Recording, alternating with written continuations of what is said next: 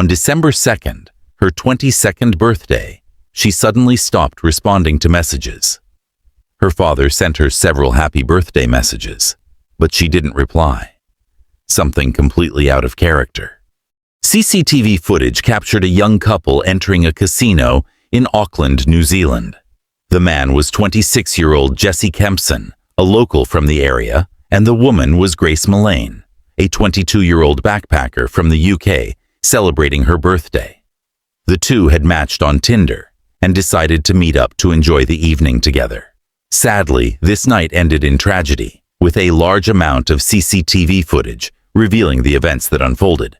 Before sharing the details of this case, we extend our thoughts and condolences to Grace Millane's family and loved ones.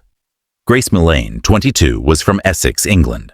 She had recently graduated from the University of Lincoln with a degree in advertising and marketing. Like many her age, she decided to travel during her gap year. Her first trip was a 6-week journey through South America, visiting places like Chile, Peru, and Patagonia. She then traveled to New Zealand for 2 weeks. Grace spent her first 10 days in New Zealand touring the North Island before arriving in Auckland. She was close to her family, frequently sharing updates and photos of her trip. However, on December 2nd, her 22nd birthday, she suddenly stopped responding to messages. Her father sent her several happy birthday messages, but she didn't reply. Something completely out of character. Concerned and far away from her, her family reported her missing to the local police on December 5th, 3 days after their last contact. Authorities acted quickly. They found out that Grace had been staying at Base Backpackers Hostel in Auckland. Knowing CCTV footage could be overwritten after a week, they rushed to gather video evidence. They managed to retrieve footage showing Grace leaving the hostel and walking towards Sky City Casino. It was later discovered that Grace had used Tinder the night before and arranged to meet a man for drinks. Grace was seen in the footage taking a photo of a Christmas tree. This was the last picture she sent to her family in England. A man then appeared, and the two greeted each other with a hug before walking off together. They were recorded entering the casino via the escalator, and the casino's 360 degrees cameras tracked their movements. Authorities quickly identified Grace, but didn't yet know the identity of the man she was with.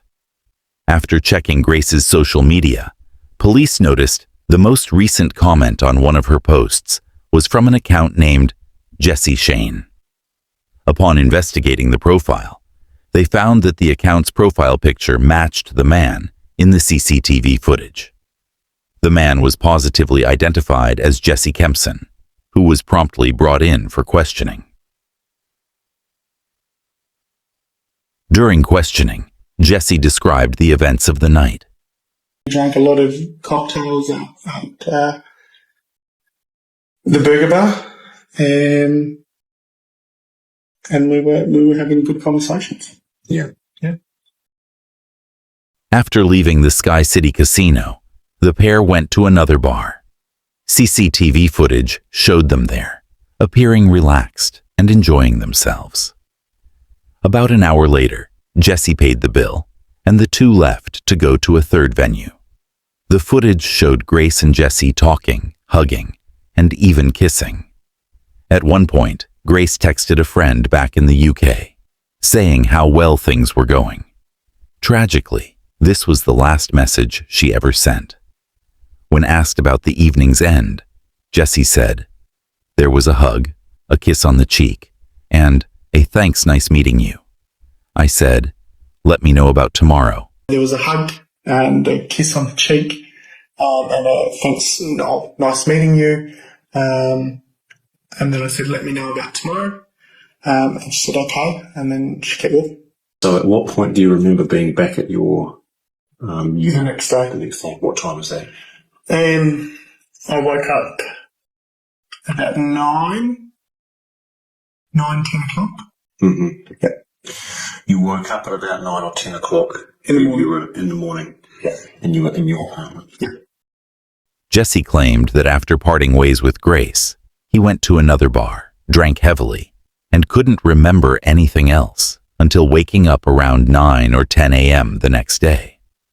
However, investigators uncovered footage that contradicted his story.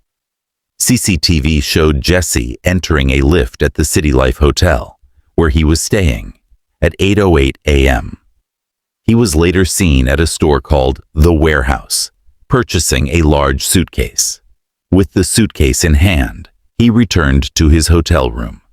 This while he claimed he had been asleep. When detectives confronted Jesse about the footage, he replied, "I might have gotten the time wrong.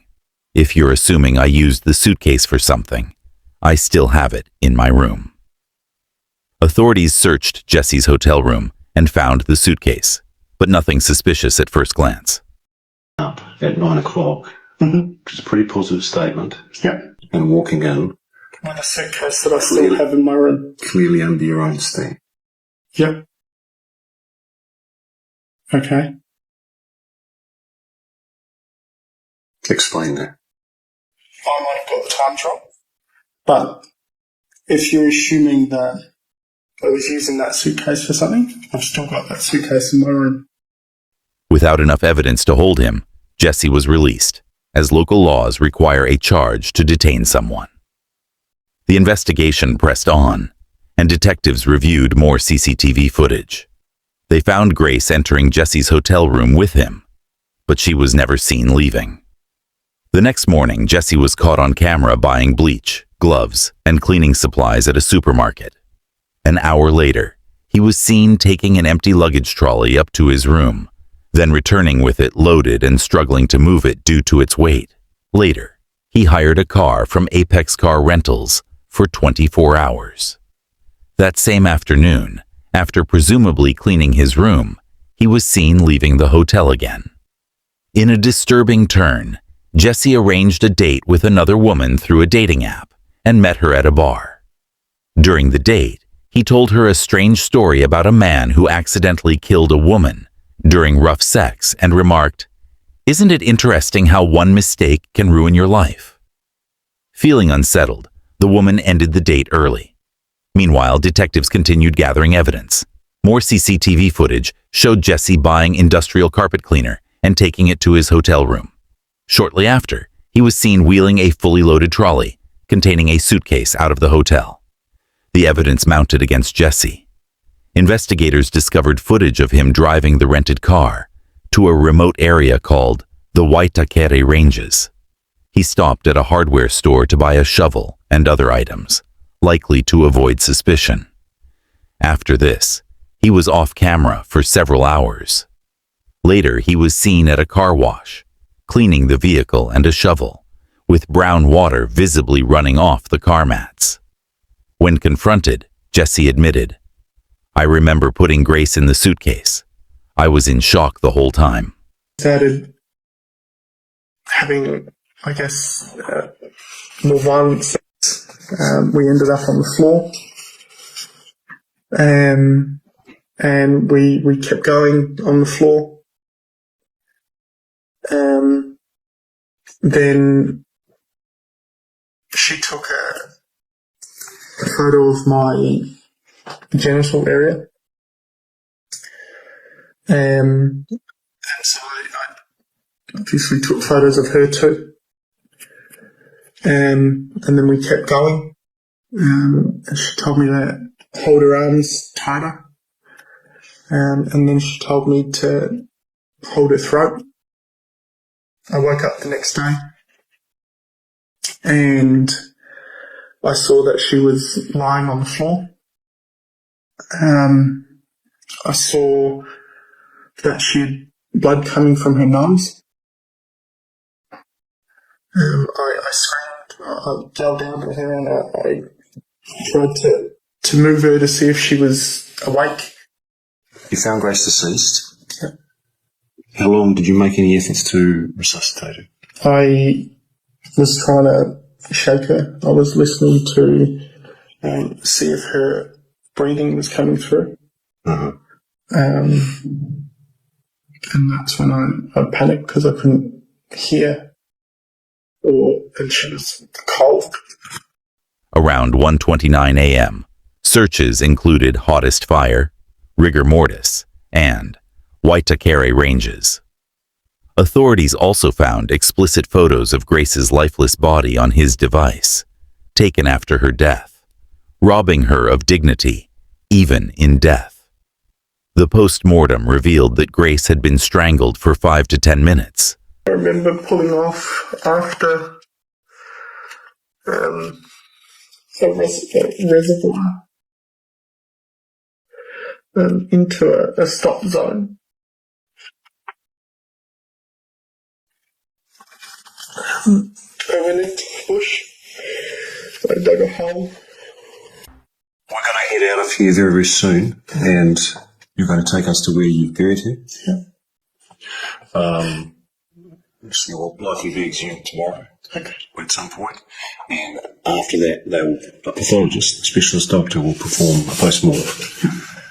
They're very skilled at establishing people's causes of death. Do you understand that? Yeah. Did you kill Grace Millane? Okay. Jesse Kempson, you're under arrest for the murder of Grace Millane on or about the 2nd of December. Do you understand? Yeah. Okay. A deliberate act. The prosecution argued that this was no accident, and the jury agreed. Jesse Kempson was convicted of first-degree murder and sentenced to life in prison with a minimum of 17 years without parole. Right there, the suitcase is still on the ground, so I observed the suitcase. Then I briefly left the scene while they did some further excavation. Then I came back and watched them actually remove the suitcase from the ground. Just so that we're entirely clear, it was later confirmed that you were dealing with in this post-mortem Ms. Grace Millane. Yes. And in this case, there was an area of significant bruising, and it was on the left side of the neck, and it basically extended from the joint down. If you look at your own neck, there's a very broad band of muscle which comes down the side of your neck called sternomastoid muscle. So the bruising was to the midline of that, or just over towards the right. There has been sufficient pressure in that place for a sufficient period of time and for sufficient force for that bruising to occur. The bruising wouldn't occur, I don't think, with a sort of a gentle pressure on the neck. It has to be something a bit more forceful than that. When you see a bruise, you can't tell whether something is the result of consensual activity or not. A consensual bruise. Well, the bruise doesn't tell you whether it's consensual, the result of consensual activity. No, I can say the bruise is there and then give my opinion as to what I think the cause may be. And so again, if we have a grab in the context of consensual but physical sex, this bruise here could have been the result in it. You simply can't tell whether that's a consensual bruise or not. Well, both of those could be. Kempson appealed the verdict, but his appeal was dismissed. He may be released in 2035 at the age of 43, raising concerns about public safety. This chilling case highlights the depravity of Jesse's actions, from taking explicit photos of Grace's body to going on another date while her body lay in his hotel room. His behavior showed a complete lack of remorse or boundaries. If this case interests you, consider subscribing so you won't miss our next deep dive into criminal mind find stories.